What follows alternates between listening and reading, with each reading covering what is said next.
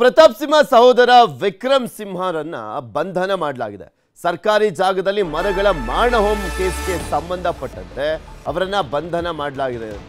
ಮಾರಣಹೋಮ ಮಾಡಲಾಗಿತ್ತು. ಮರಗಳದ್ದು ಹತ್ತಿರ 100ಕ್ಕೂ ಹೆಚ್ಚಿನ ಮರಗಳನ್ನು ಕಡಿಯಲಾಗಿತ್ತು. ಹಾಸನದ ನಂದಗೊಂಡನಹಳ್ಳಿಯಲ್ಲಿ ನಡೆದಿದ್ದಂಥ ಘಟನೆ ಇದು. ಬೆಂಗಳೂರಿನಲ್ಲಿ ವಿಕ್ರಮ್ ಸಿಂಹ ಬಂಧಿಸಿದ್ದಾರೆ ಅರಣ್ಯ ಸಿಬ್ಬಂದಿ. ಗಂಗಮ್ಮ ಸರ್ಕಲ್ ಬಳಿಯ ಫಾರೆಸ್ಟ್ ಕ್ಯಾಂಪ್ನಲ್ಲಿ ವಿಚಾರಣೆಯನ್ನು ಮಾಡಲಾಗ್ತಾ ಇದೆ.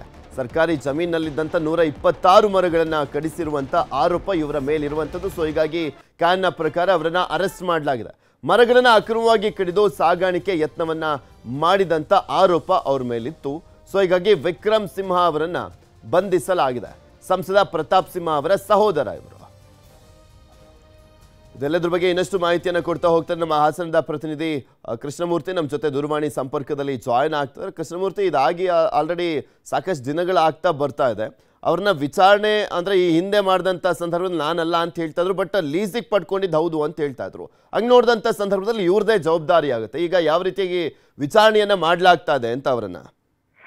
ಖಂಡಿತವಾಗಿ ಪೃಥ್ವಿ, ಕಳೆದ 15 ದಿನದ ಹಿಂದೆ ಈ ಒಂದು ಘಟನೆ ನಡೆದಿತ್ತು. ಬೇಲೂರು ತಾಲೂಕಿನ ನಂದಗೋಡನಹಳ್ಳಿ ಗ್ರಾಮದ ಸರ್ವೆ ನಂಬರ್ 16ರಲ್ಲಿ 10ಕ್ಕೂ ಹೆಚ್ಚು ಎಕರೆಗಳಲ್ಲಿ ಸುಮಾರು ಕೋಟ್ಯಾಂತರ ರೂಪಾಯಿ ಬೆಲೆ ಬಾಳುವಂತಹ ಮರಗಳನ್ನ ಕಡಿಯಲಾಗಿದೆ ಎಂಬಂತಹ ಆರೋಪದ ಹಿನ್ನೆಲೆಯಲ್ಲಿ ಈಗ ವಿಚಾರಣೆಯನ್ನು ಕೂಡ ಗಂಭೀರವಾಗಿ ಪಡೆದುಕೊಂಡು ಸರ್ಕಾರ ಕೂಡ ವಿಚಾರಣೆಯನ್ನು ಪ್ರಾರಂಭ ಮಾಡಿತ್ತು. ಇದರಲ್ಲಿ ಈಗ ಮೈಸೂರು ಸಂಸದರಾಗಿರ್ತಕ್ಕಂತಹ ಪ್ರತಾಪ್ ಸಿಂಹ ಅವರ ತಮ್ಮ ವಿಕ್ರಮ್ ಸಿಂಹ ಕೂಡ ಭಾಗಿಯಾಗಿದ್ದಾರೆ ಎಂಬ ಆರೋಪಗಳು ಕೇಳಿ ಬಂದ ಹಿನ್ನೆಲೆಯಲ್ಲಿ ಈಗ ಅವರನ್ನು ಕೂಡ ಬೆಂಗಳೂರಿನ ಜಾಲಹಳ್ಳಿ ಕ್ರಾಸ್ ಬಳಿಯಲ್ಲಿ ಹಾಸನ ಅರಣ್ಯ ಇಲಾಖೆಯ ಅಧಿಕಾರಿಗಳು ಬಂಧಿಸಿದ್ದಾರೆ. ಬೆಂಗಳೂರಿನ ಅಪರಾಧ ವಿಭಾಗದ ACPA ಮಟ್ಟದಂತಹ ಅಧಿಕಾರಿಗಳ ಪೊಲೀಸರ ಸಹಾಯದೊಂದಿಗೆ ಬೆಂಗಳೂರಿನಲ್ಲಿ ಈಗ ವಿಕ್ರಮ್ ಸಿಂಹ ಬಂಧಿಸಿ ಇಂದು ಸ್ಪಾಟ್ ಮಾದರಿಗೋಸ್ಕರವಾಗಿ ಬೇಲೂರು ತಾಲೂಕಿನ ನಂದಗೋಡನಹಳ್ಳಿಗೆ ಕರ್ಕೊಂಡು ಬರ್ತಾರೆ.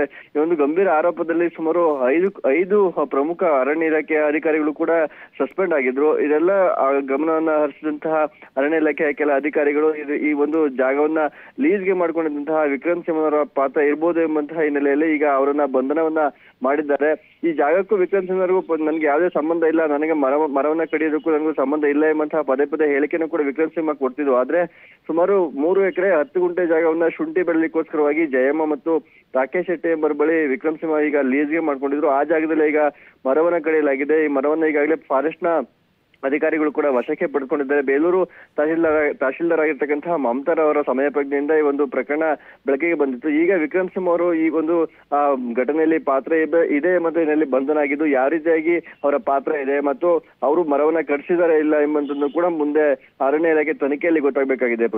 ಧನ್ಯವಾದ ಕೃಷ್ಣಮೂರ್ತಿ ನಿಮ್ಮೆಲ್ಲ ಮಾಹಿತಿಗಾಗಿ. ಬೆಂಗಳೂರಿನಲ್ಲಿ ವಾಹನ ಸವಾರರು ಸ್ವಲ್ಪ ಎಚ್ಚರದಿಂದಿರಬೇಕು. ಹೊಸ ವರ್ಷ ಹಿನ್ನೆಲೆಯಲ್ಲಿ ಟೋಯಿಂಗ್ ಆಕ್ಟಿವ್ ಆಗ್ತಾ ಇದೆ. ಬೆಂಗಳೂರಿನಲ್ಲಿ ಇಂದು ಮತ್ತೆ ನಾಳೆ ಟೋಯಿಂಗ್ ಇರುತ್ತೆ ಬೇಕಾಬಿಟ್ಟಿಯಾಗಿ. ನೋ ಪಾರ್ಕಿಂಗ್ ಸ್ಥಳದಲ್ಲೆಲ್ಲ ನಿಮ್ಮ ಗಾಡಿಗಳನ್ನು ಬಿಟ್ಟೋದ್ರೆ ಎತ್ತಾಕೊಂಡು ಹೋಗ್ತಾರೆ ಅಷ್ಟೇ. ಇನ್ನು ಮಧ್ಯಾಹ್ನದಿಂದಲೇ ನಗರದಲ್ಲಿ ಟೋಯಿಂಗ್ ಎಲ್ಲೆಂದರಲ್ಲಿ ಪಾರ್ಕಿಂಗ್ ಮಾಡಿದರೆ ವಾಹನವನ್ನು ಬಿಡೋದಿಲ್ಲ ಪೊಲೀಸರು. ನಿಮ್ಮ ವಾಹನ ಪೊಲೀಸರು ಎತ್ತಾಕೊಂಡು ಹೋಗ್ತಾರೆ, ಫೈನನ್ನು ಕಟ್ಟಬೇಕಾಗುತ್ತೆ. ಬಿಕಾಸ್ ಟೋಯಿಂಗ್ ಇಲ್ಲ.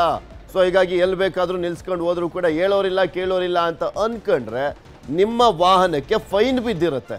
ಡಬಲ್ ಫೈನ್ ಎಲ್ಲ ಕಟ್ಟಬೇಕಾಗುತ್ತೆ. ಆಮೇಲೆ ಹುಡ್ಕೊಂಡು ಹೋಗ್ಬೇಕಾಗುತ್ತೆ ನಿಮ್ಮ ಗಾಡಿಗಳನ್ನು. ಸೊ ಎಚ್ಚರಿಕೆಯಿಂದ ಇರಿ. ಎಲ್ಲಿ ಪಾರ್ಕಿಂಗ್ ವ್ಯವಸ್ಥೆ ಇರುತ್ತೆ ಅಲ್ಲಿ ಮಾತ್ರ ಪಾರ್ಕಿಂಗ್ ಮಾಡಿದ್ರೆ ಒಳ್ಳೆಯದು. ಇಲ್ಲ ಅಂದರೆ ನಿಮ್ಮ ಗಾಡಿ ಪೊಲೀಸ್ ಸ್ಟೇಷನ್ ಮುಂದೆ ನಿಂತಿರುತ್ತೆ.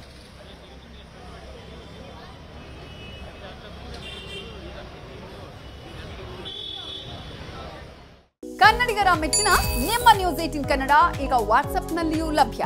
ಕರ್ನಾಟಕ ಮತ್ತು ದೇಶ ವಿದೇಶದ 360 ಡಿಗ್ರಿ ಸುದ್ದಿ ವಿವರವನ್ನ ನೀವು ನಿಮ್ಮ ಕೈ ಬೆರಳುಗಳಲ್ಲಿಯೇ ಪಡೆಯೋದಿಕ್ಕೆ ಈ QR ಕೋಡ್ ಅನ್ನ ಸ್ಕ್ಯಾನ್ ಮಾಡಿ.